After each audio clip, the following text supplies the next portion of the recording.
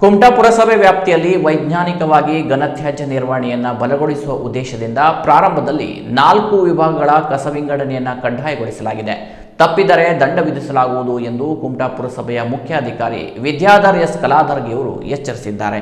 4 ವಿಭಾಗಗಳಲ್ಲಿ ಕಸ ವಿಂಗಡಣೆ ಮಾಡಲಾಗುತ್ತಿದ್ದು ಎಲ್ಲ ಮನೆಗಳು, ವಾಣಿಜ್ಯ ಮಳಿಗೆಗಳು, ಸಂಸ್ಥೆಗಳು, ಮಾರುಕಟ್ಟೆಗಳು, ಬೃಹತ್ ತ್ಯಾಜ್ಯ ಉತ್ಪಾದಕರು, ಕಚೇರಿಗಳು, ಅಂಗಡಿ, ಹೋಟೆಲ್ಗಳು, ಬೀದಿ ಬದಿ ವ್ಯಾಪಾರಿಗಳು ಮತ್ತು ಅಪಾರ್ಟ್ಮೆಂಟ್ಗಳು ಸೇರಿದಂತೆ ಪ್ರತಿಯೊಬ್ಬ ತ್ಯಾಜ್ಯ ಉತ್ಪಾದಕರು ಕಸವನ್ನ 4 ವಿಭಾಗಗಳಾಗಿ ವಿಂಗಡಿಸಿ ಪುರಸಭೆಯ ಕಸ ಸಂಗ್ರಹಣಾ ವಾಹನಗಳಲ್ಲಿ ನೀಡಬೇಕು. ಪರಿಸರ ಸಂರಕ್ಷಣೆ ಮತ್ತು ಸ್ವಚ್ಛತೆಯನ್ನ ಕಾಯ್ದುಕೊಳ್ಳುವ ನಿಟ್ಟಿನಲ್ಲಿ ಸಾರ್ವಜನಿಕರು ಈ ನಿಯಮಗಳನ್ನ ಕಡ್ಡಾಯವಾಗಿ ಪಾಲಿಸುವಂತೆ ಪುರಸಭೆಯ ಮುಖ್ಯಾಧಿಕಾರಿಗಳು ಕೋರಿದ್ದಾರೆ. ಹಸಿ ತ್ಯಾಜ್ಯಗಳನ್ನ ಹಸಿರು ಡಬ್ಬಿಯಲ್ಲಿ ಹಾಕಬೇಕು. ಆಹಾರ ಅವಶೇಷಗಳು, ತರಕಾರಿ ಮತ್ತು ಹಣ್ಣಿನ ಸಿಪ್ಪೆಗಳು, ಬೇಯಿಸಿದ ಆಹಾರ ತ್ಯಾಜ್ಯ, ತೋಟಗಾರಿಕೆ ಮತ್ತು ಜೈವಿಕ ತ್ಯಾಜ್ಯಗಳನ್ನು ಈ ಹಸಿರು ಡಬ್ಬದಲ್ಲಿ ಸಂಗ್ರಹಿಸಲಾಗುವುದು. ನೀಲಿ ಡಬ್ಬದಲ್ಲಿ ಒಣ ತ್ಯಾಜ್ಯಗಳಾದ ಕಾಗದದ ಕಾರ್ಡು, ಬೋರ್ಡುಗಳು, ಪ್ಲಾಸ್ಟಿಕ್ ವಸ್ತುಗಳು, ಲೋಹ, ಗಾಜು ಹಾಗೂ ಇತರೆ ಮರುಬಳಕೆ ವಸ್ತುಗಳನ್ನು ಯೋಗ್ಯ ತ್ಯಾಜ್ಯಗಳನ್ನು ಹಾಕಲಾಗುವುದು. ಕೆಂಪು ಡಬ್ಬದಲ್ಲಿ ಸ್ಯಾನಿಟರಿ ತ್ಯಾಜ್ಯಗಳಾದ ಸ್ಯಾನಿಟರಿ ಪ್ಯಾಡ್ಗಳು, ಡೈಪರ್ಗಳು, ಬ್ಯಾಂಡೇಜ್ ಮತ್ತು ಇತರೆ ಸ್ಯಾನಿಟರಿ ತ್ಯಾಜ್ಯಗಳನ್ನು ಸಂಗ್ರಹಿಸಲಾಗುವುದು. ಕಪ್ಪು ಡಬ್ಬಿಯಲ್ಲಿ ವಿಶೇಷ ಗೃಹ ಅಪಾಯಕಾರಿ ತ್ಯಾಜ್ಯಗಳಾದ ಬ್ಯಾಟರಿಗಳು, ಬಲ್ಬು,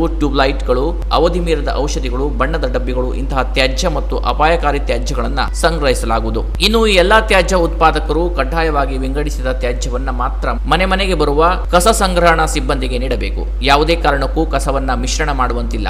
ಎಲ್ಲಾ ವಾಣಿಜ್ಯ ಸಂಸ್ಥೆಗಳು ಮತ್ತು ಕಚೇರಿಗಳು ಕಸ ಸಂಗ್ರಹಣೆಗಾಗಿ ಪ್ರತ್ಯೇಕವಾಗಿ 4 ವಿಭಾಗದ ಡಬ್ಬಿಗಳನ್ನ ಕಡ್ಡಾಯವಾಗಿ ಇಟ್ಟುಕೊಳ್ಳಬೇಕು. ಹೆಚ್ಚಿನ ಪ್ರಮಾಣದಲ್ಲಿ ತ್ಯಾಜ್ಯ ಉತ್ಪತ್ತಿ ಮಾಡುವ ಘಟಕಗಳು SWM ನಿಯಮಗಳು 2026 ಅನ್ವಯ ತಮ್ಮ ಸ್ಥಳದಲ್ಲಿಯೇ ಕಸ ಸಂರಕ್ಷಣಾ ವ್ಯವಸ್ಥೆಯನ್ನ ಮಾಡಿಕೊಳ್ಳಬೇಕು. ಸ್ವಚ್ಛತಾ ಸಿಬ್ಬಂದಿ ಮತ್ತು ವಾಹನ ಚಾಲಕರು ಕೂಡ ಸಾರ್ವಜನಿಕರಿಂದ ವಿಂಗಡಿತ ತ್ಯಾಜ್ಯವನ್ನ ಪ್ರತ್ಯೇಕವಾಗಿಯೇ ಸಂಗ್ರಹಿಸಿ ಸಾಗಿಸಬೇಕು. ಈ ನಿಯಮಾವಳಿಗಳು ಏಪ್ರಿಲ್ 1ರಿಂದಲೇ ಜಾರಿಯಲ್ಲಿದ್ದು, ಈ ಅಧಿಸೂಚನೆಯ ನಿಯಮಗಳನ್ನು ಮೀರಿ ಕಸ ವಿಂಗಡಣೆ ಮಾಡದ ಅಥವಾ ನಿಯಮ ಉಲ್ಲಂಘಿಸುವ ಯಾವುದೇ ವ್ಯಕ್ತಿ, ಮನೆ, ಸಂಸ್ಥೆ ಅಥವಾ ವಾಣಿಜ್ಯ ಘಟಕಗಳ ವಿರುದ್ಧ ಘನತ್ಯಾಜ್ಯ ನಿರ್ವಹಣಾ ನಿಯಮಗಳು 2026 ಹಾಗೂ ಪುರಸಭೆಯ ಉಪನಿಯಮಗಳ ಅನ್ವಯ ಕಠಿಣ ಕಾನೂನು ಕ್ರಮ ಕೈಗೊಳ್ಳಲಾಗುವುದು ಮತ್ತು ದಂಡ ವಿಧಿಸಲಾಗುವುದು ಎಂದು ಪುರಸಭೆಯ ಸ್ವಚ್ಛತಾ ಕಾರ್ಯಕ್ಕೆ ಸಾರ್ವಜನಿಕರು ಸಂಪೂರ್ಣ ಸಹಕಾರ ನೀಡಬೇಕು ಎಂದು ಮುಖ್ಯಾಧಿಕಾರಿಗಳು ಪ್ರಕಟಣೆಯಲ್ಲಿ ಕೋರಿದ್ದಾರೆ. Canara plus news, Kumta.